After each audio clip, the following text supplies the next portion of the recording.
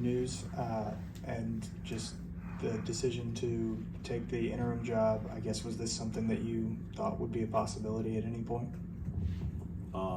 It was a huge surprise, obviously, hearing yesterday. First came the news about Coach Jenkins, and then later on I was asked to take on the interim position, and I accepted that, and but at no point was it did I feel like this was coming. So it was a big surprise, and you can imagine that the last 24 hours has been quite a scramble here, trying to get myself and everybody organized. Tuomas, with the offense in particular, how much of what we've seen this season are some things that you would consider your core principles? And then, the big thing is there's 9 games left in the regular season. How are you planning to use this time, whether it's to kind of reinvent this thing completely or just kind of sprinkle in? Like, how do you plan on using this time to kind of, insert some of the things that you want to be done? Yeah, there have been a lot of elements in the offense that I think I've been helping to achieve Coach Jenkins's vision, mainly the pace component, also the offensive rebounding, and then in the half court lately we've been leaning more on the pick and rolls, and that's also something that I've done with my previous teams. Now, the situation we're in, like, one of the biggest constraints for us is obviously time. There's 9 games left, so there will not be any overhaul, nor is there any need to do that. So I believe we're still 6th in offensive rating. We can improve definitely our half-court execution. The biggest thing for us is, within those time constraints, can we have a great focus in all of the sessions that we have, because it's very hard to have intense practices with the schedule we have, and improve the quality, especially the quality of the interactions on the offensive end, so we can get more, especially against the best defenses in the league, which we are trying to beat. Okay. Coach, you've obviously been building a relationship with these guys all season. What's that first conversation like in a transition like this for you, and in terms of what they were hearing and what you tried to get across to them?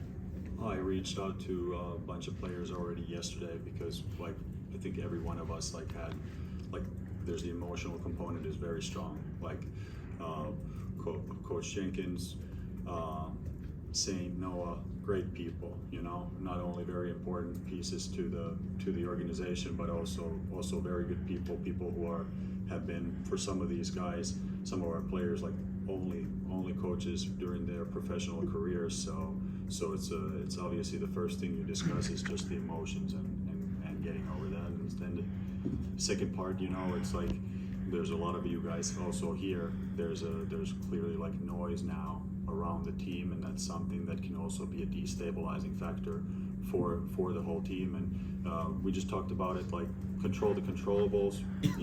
There will be other talking points hopefully in a few days, and let's do what we do best, which is our own job. And then we talked about also the time constraints, what we want to do, that how we want to approach it day by day. Okay, one practice at a time. We had about 35-40 minute shoot around this morning. We just said, okay, let's make the best out of that. Let's get those 40 minutes. Let's not waste them, and that way we can make progress day by day. So that's the timeline that we're working with. Coach, right here to your left. The offense in general, a lot of the season, I think people have viewed it as kind of equal opportunity with the spacing and the cutting, but a question maybe whether it brings out the best in your stars. Obviously, Jared's had a great year, but Ja with some of his lowest numbers across the board in years. Dennis shooting less threes than he has in years.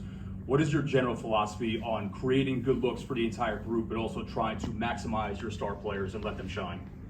Yeah, well, I consider myself very pragmatic in the way that whatever gets us the best net rating is the goal, and that must also stand the test of the best teams. So it's not only against the bottom 10 or middle of the pack teams, and I've always thought that, yes, you need a strong team identity and you need strong team reactions, but you also need to highlight the key features, or the best features of each of your guys, not just Ja, Des, Jaren, but also the rest of the roster.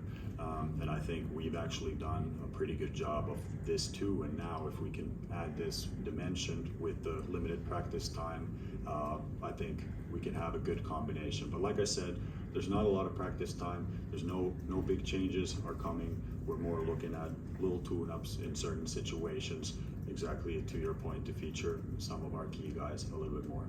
First for Dave.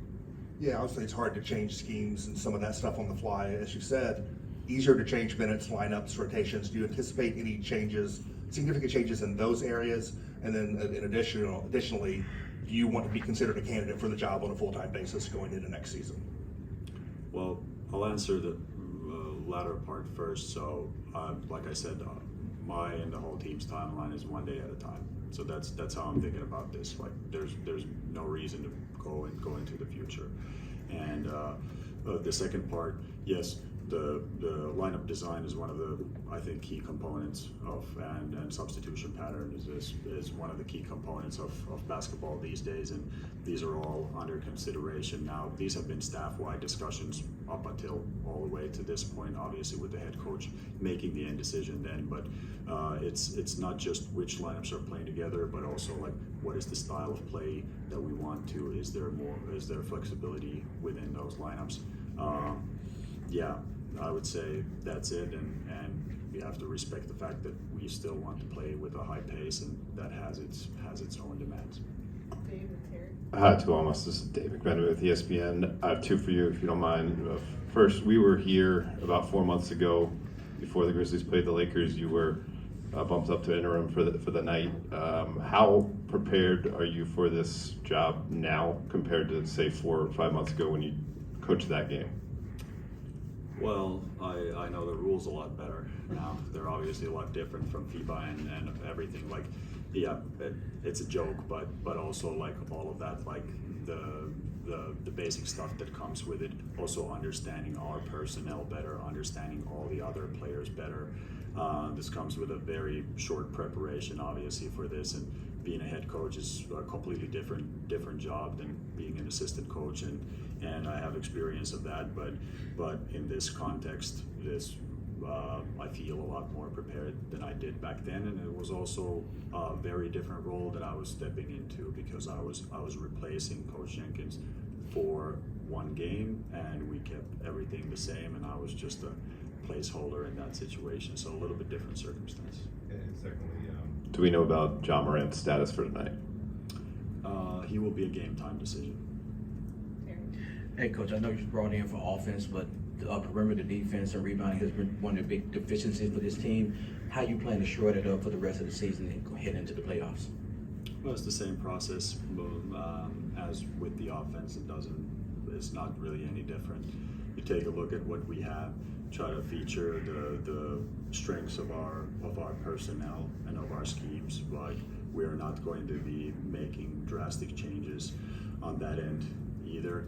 But it's those little, like, can we use every practice session we have to bring about a little bit more quality in the things. Like, I know it's a boring answer, but it's like, we got to sprint back, we got to contain the ball one-on-one, we got to have very good 2-on-2 coverage defense in the pick and roll, and then our helps and our rotations got to be on point, and we got to finish the possession with a rebound. So those are universal things no matter what scheme you do, and there's a lot of different schemes that are successful.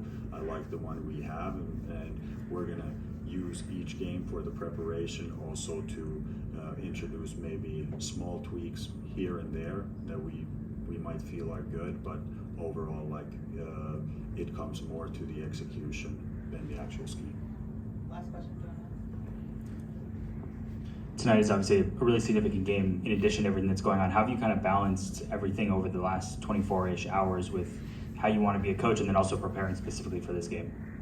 Oh, I think we've done a pretty good job. Like, obviously with the turnover in the staff, 3 people leaving. Like, the first thing was making sure all the remaining staff members are on the same page and that we are presenting to the team the same message, and we went through that.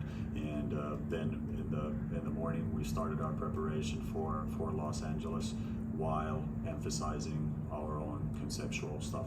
So it's pretty straightforward, like I said, 35, 40 minutes, and also then the video component that takes in. But really, if you think about like preparation and coaching, there's just two things. There's your own concepts, whether they're offensive or defensive, and they should be present every day, every game, every practice. And then there's the context of the other opponent, and you kind of marry those two, and that's the process. You do that in every event you have.